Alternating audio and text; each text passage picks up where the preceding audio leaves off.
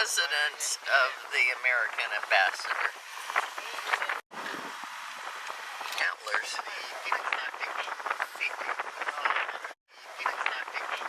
It's a U.S. Embassy. Yeah. With all the heavy-duty security.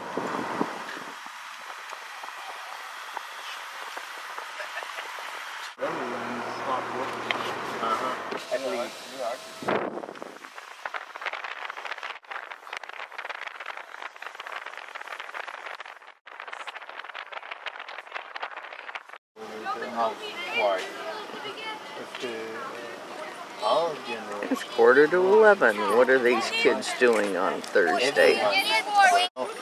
They're out with their teacher and they're collecting leaves for the science class, I assume.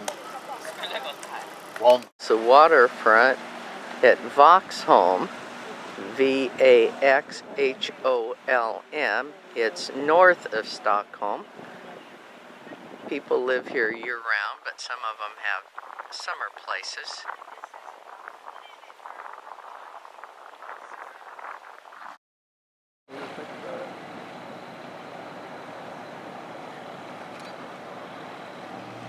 And over here is a fort, or a castle, and this was to protect them from the Russians.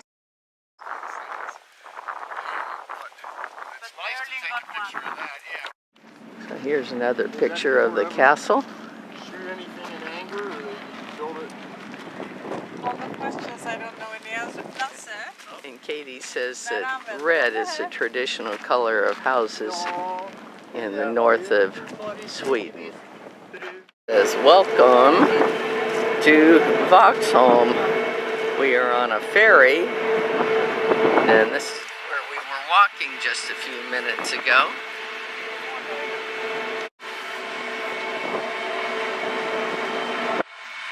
So here's the castle from the water.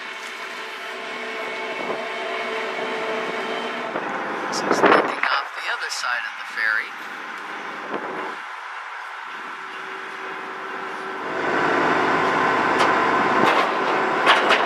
Here's our vehicle, Lars in the front, Katie and me in the back, and Stu in the front. 10 minutes later, we're on another ferry, going from one little island to another in the archipelago.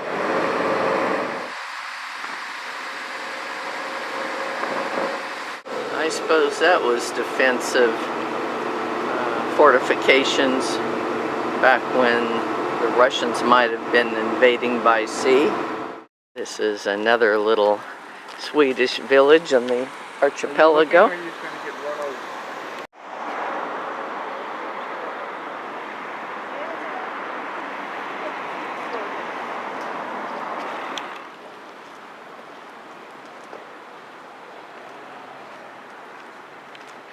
This area used to be porcelain manufacturing. Here's a porcelain museum in a very old building. Well, what do they got? Anything?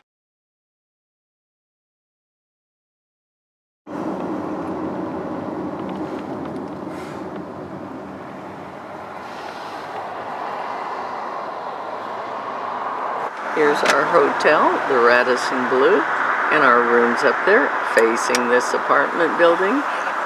Not the view of the convention center and the harbor, but we'll see. This is Katie and Lars' home here in Stockholm.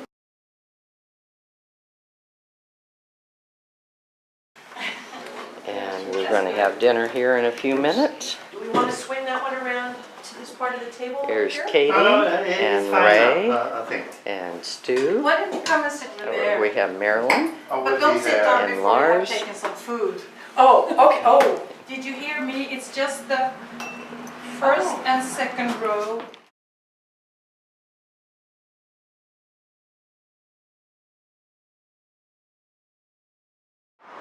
This is a house of the Swedish nobility. They used to meet here as a parliament and rule the country, but that hasn't happened for 150 years. But the nobility still meets here every now and then. very beautiful church. I forgot the name of it, but the steeple here is very lace-like. Here's a very popular square, and this is where the locals used to come to get water.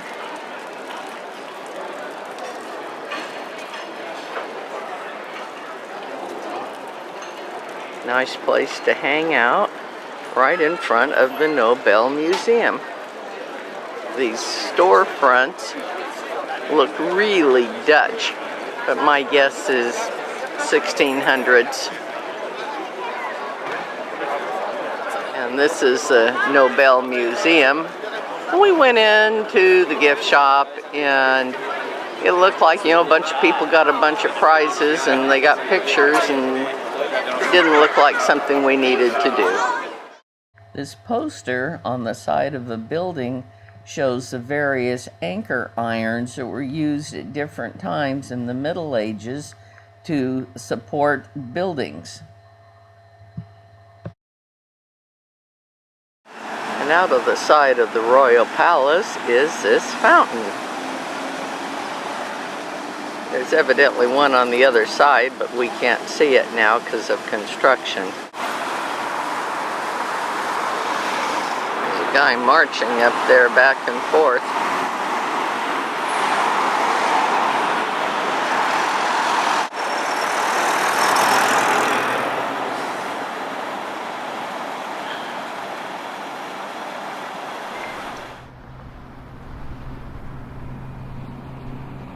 Maybe this is how the king used to get his dinner. We're right in front of the Royal Palace, and here's an interesting way of fishing.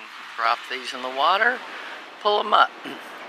Kind of like we saw on a much smaller scale from what they had in India, the Chinese fishing nets in Cochin.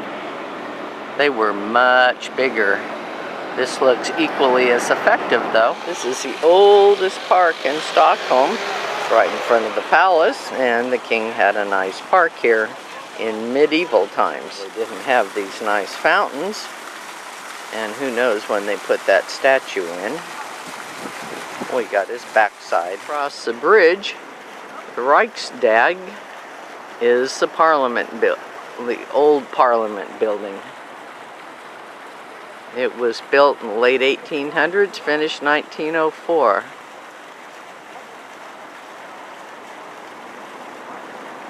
Quite a coat of arms on there. She is the female personification of Sweden and a patriotic emblem of the nation. Over here we have the Opera House.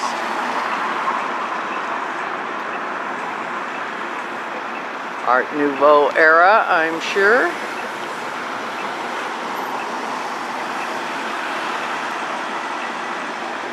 There's a real old building right next to it.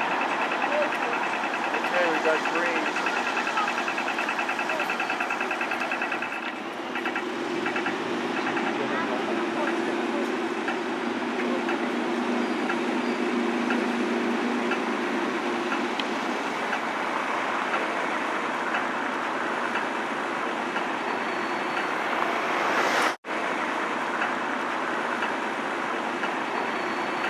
Walk along the river is cordoned off, so you can't drive cars down here because the Prime Minister lives right here.